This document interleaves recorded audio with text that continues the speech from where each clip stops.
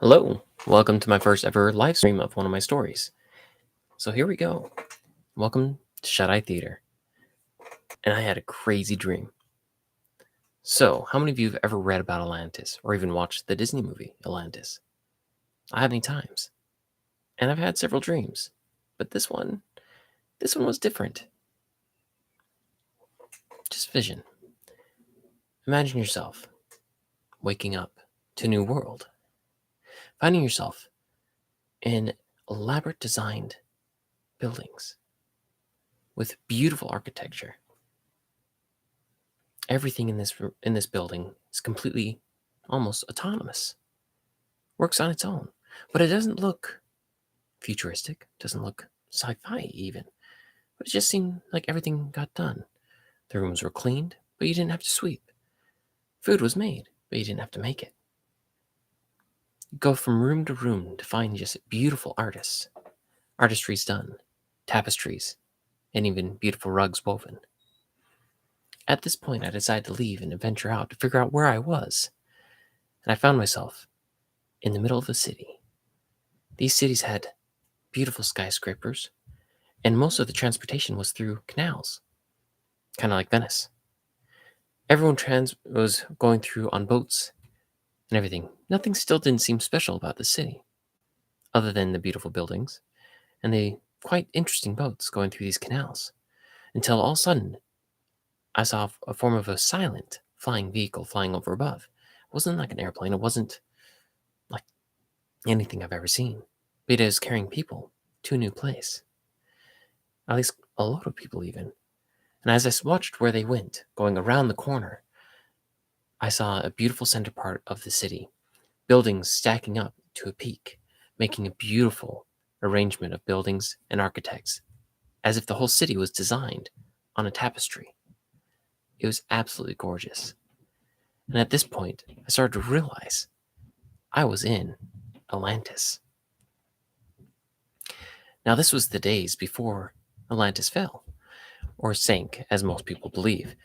But when I ventured out to the edge of the city, I found the truth about this place. We were above the clouds, way above 40,000 feet even. How could I breathe? This is even above Mount Everest. But I could. Somehow they've had their own temperament of controls, own temperament of air. It was beautiful, it was gorgeous, and the weather was temperate. They controlled everything in the city, including the weather, making it to where they can have a city in the sky. You see, we were always mistaken, thinking that Atlantis sank, when in reality, it fell.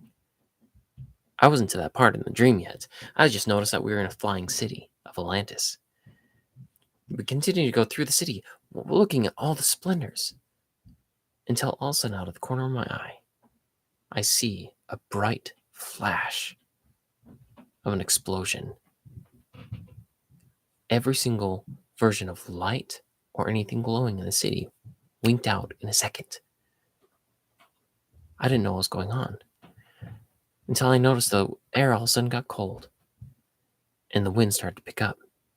I went to the edge of the city to see what was going on and noticed that we were falling through the clouds at a rapid pace, falling down to Earth. Everyone was in a panic. Everyone was trying to get away. The canals were draining up because the canals were no longer being maintained by whatever mechanism was maintaining them. So everyone was running on foot. The flying vehicles were falling from the sky, but they weren't hitting into the city, for the city itself was also falling too. So everything just seemed to be floating. I tried to get somewhere safe until impact. I black out. I come to and find that I am one of the few survivors of this wonderful, majestic city. Not knowing what has exactly happened, I venture out to find that the city was in ruins, completely and utterly destroyed. All the beautiful advanced technology, all the automations was gone. Whatever caused this tragedy, no one knew how to fix it. Because at this point in Atlantis' history, everyone was used to living a life of luxury without much work, for previous Atlanteans have built the society up, leaving current Atlanteans to live at their leisure, exploring art or whatever ever interests them. Almost a utopia of a society. But now, Atlantis was over, and on Earth, the main ground. To learn to survive, the people had to venture out and find other primitive people living on the ground who knew how to live nomadically, who knew how to plant and grow crops. So Atlanteans had to grow and learn those that survived. That is how the story of Atlantis was passed on, was through these people that they told the stories to. But these people had a hard way of conceiving a city in the sky. So over time, even though they've been told that the city fell, they could better conceive something sinking in the ocean than something falling from the sky. So even though I told the story over and over to multiple people, as I heard retellings of it, it ventured out to the tellings of a city that flooded and fell. Because that's something they can conceive. Many of these cultures already had great flood stories. And so them conceiving that another city was destroyed by a flood was something not too far-fetched for them to believe. So to this day, people look to try and find the lost city of Atlantis, maybe even the advanced technology, but they're looking at the bottom of a sea, when in reality, its location is unknown, for that was lost to time. It never fell into a sea, it fell on land. And where it has fallen, who knows? But maybe someday, I'll have another dream of a group of adventurers that might find it and use its technology or find a way to repair it to continue to advance our current day. That's when I roughly woke up.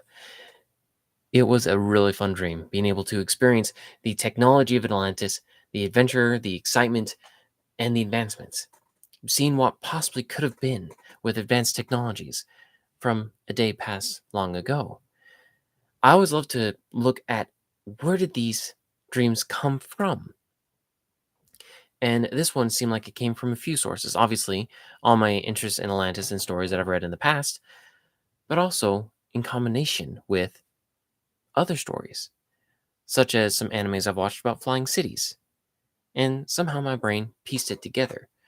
I think the third part, that was the final part that helped solidify this story together, was a conspiracy theory I saw about the location of Atlantis actually being in the middle of the Sahara Desert, and some pretty compelling evidence to say so. But how would have it gotten there? And then one night, my brain decided to put all of these pieces together to dream up a beautiful flying Atlantis city that eventually crashed down. Now, in the dream, I didn't see exactly where it crashed down to. It just crashed down. So, hopefully, maybe one day I'll have another dream to where I can continue this adventure. Tell me what you thought. Have you had dreams about advanced cities in the skies, or even about Atlantis? Or maybe were you there when it flooded in that version of the story that we've often heard? Let me know. Share in the comments. But in other stories, more dreams to come, more stories to tell, and until next time, sleep tight.